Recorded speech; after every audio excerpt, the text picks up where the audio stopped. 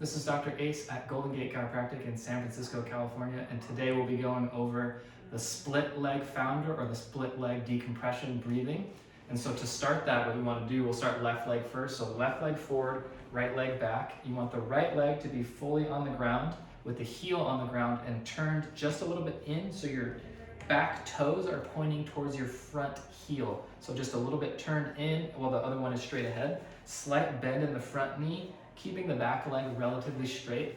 So first what you're going to do is do a very slight squeeze of the legs towards each other, like you're going to, if there's a rug underneath your feet, you're going to bunch the rug in between as your feet come together. So with that light squeeze, then you're going to start your decompression breath. So you can come using the pinkies at your front part of your hips and your thumbs at your rib cage as your measuring sticks, taking your first breath in. So what you want to do is be gaining height in your spine as well as width in 360 directions of the rib cage, 360 degrees. So let that breath out. So you're using a little bit of core contraction to make sure that when you exhale, you don't collapse back down to that seated computer posture. So again, breathing in, 360 and out. Trying your best to hold the length, keeping the chin tucked in, ears over the shoulders. Again, breathing in and out. You can do that same measuring sticks from the front, from the side, and from the back. So trying to expand the back ribs back like you're opening that umbrella 360 degrees. So breathing in again, back expanding and out, exhaling. From there, next breath in, hands come overhead. Still using the core, chin still tucked, feet still squeezing the carpet together. What you want to do is a nice easy lean towards your left if the left leg's forward. So there, and another breath in. And what you want to think more about is not crunching to your left, but expanding the right when you're breathing. So breathing in, right side's really gaining length. You can even widen the stance a little bit to lean forward to get more of a hip flexor stretch. So again, trying to lengthen this whole side from the side of the ribs down through the psoas and into the front part of the hip flexors. Exhaling out.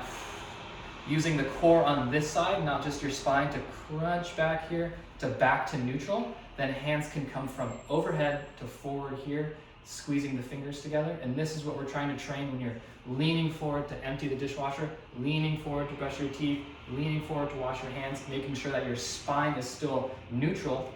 So if you think about the dowel exercise, we have the dowel touching the hips, the mid-back, and the head, making sure everything is straight when we're coming forward. So recreating that same motion. So again, breath in, hands come forward, squeezing the fingers together, breath out. What you want to do is generate a forward motion here from the hips. So not just that back hunching forward, but breathing in, fingers together, out, breathing in, out.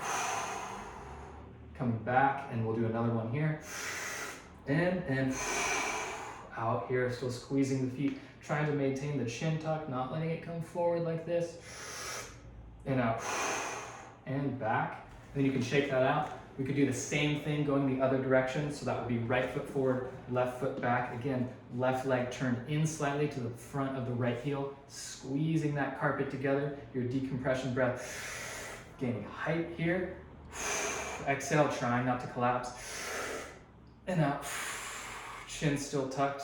Again, next breath in. Hands coming up and then over to the side. As we exhale, getting length in this whole side from the ribs down through the obliques into the psoas, hip flexor in the front. Another breath in and out. Really, you can lean in a little farther to get a little more of a hip flexor stretch if the hip flexors are really tight. Then breath in. Using the core stable as you come back. Hands coming down at neutral once again, so straight forward. Breath in and out. What you want to do here, same thing that we talked about, translating forward, keeping the hands parallel to the ground and trying to keep the chin tucked, not this motion. So, and out.